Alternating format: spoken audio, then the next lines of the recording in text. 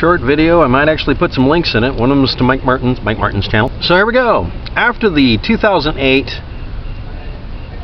George W. Bush $700 billion bank bailout and the financial crisis that happened before that due to banks speculating or just flat out ripping people off and still managing somehow to need a bailout too big to let fail.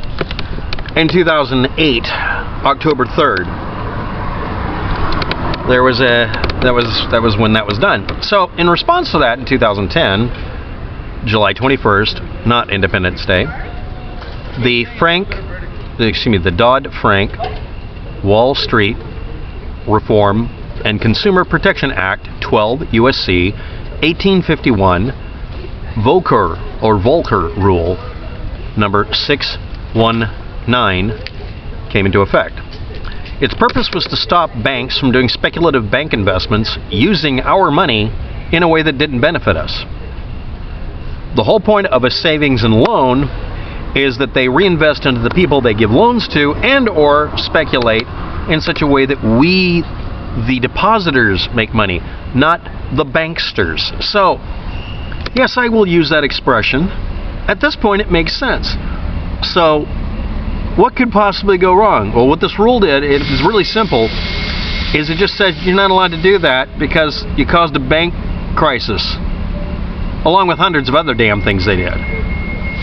Also included in this was investing in the depositors and the people by giving people loans they knew for a fact no one would be able to pay back, because what would happen is you'd go get a loan to get a car, McMansion, or whatever you wanted. If it was something they could take from you because you weren't able to keep up with the payments, they would just take it from you and sell it and make a profit.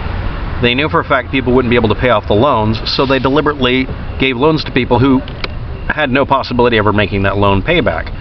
Does anybody remember old TV shows like I Love Lucy, where Lucy, this was a really stupid thing in the show, but really, Lucy would show up at the bank saying, I need the money, and she'd have to give a good reason to get the money. Mr. Mooney was a meanie because she was put on a strict financial diet for whatever reason. Upper class problems. So anyway, here we go. This came into effect in 2015. It took 5 fucking years. July 21st. Exactly 5 fucking years. 2016, and a month later, literally like a month after, a year and a month later, 2016, August 11th, some banks requested a 5-year delay so they could end investments that they should have been not doing for the last, 6 years at this point, and sure as hell shouldn't have been doing since 2008 during the bank bailout. So they had 8 years to learn, don't do that because we don't want to bail you out again, and they were still doing it. And then the latest thing on Mike Martin's channel is he's featuring a story of the current administration dissolving these rules that force banks not to do things that caused the problem in the first place. So who benefits from this?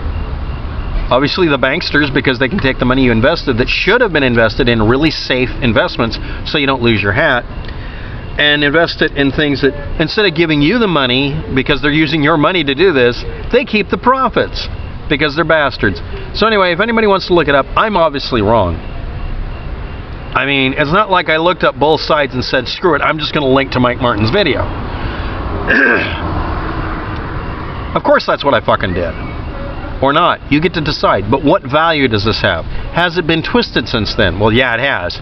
What happened is the rules go in, and then the politicians sat on it for 5 years, mutating it. What did the rules actually accomplish? And why did it still take them 8 fucking years to realize don't? Just the word don't.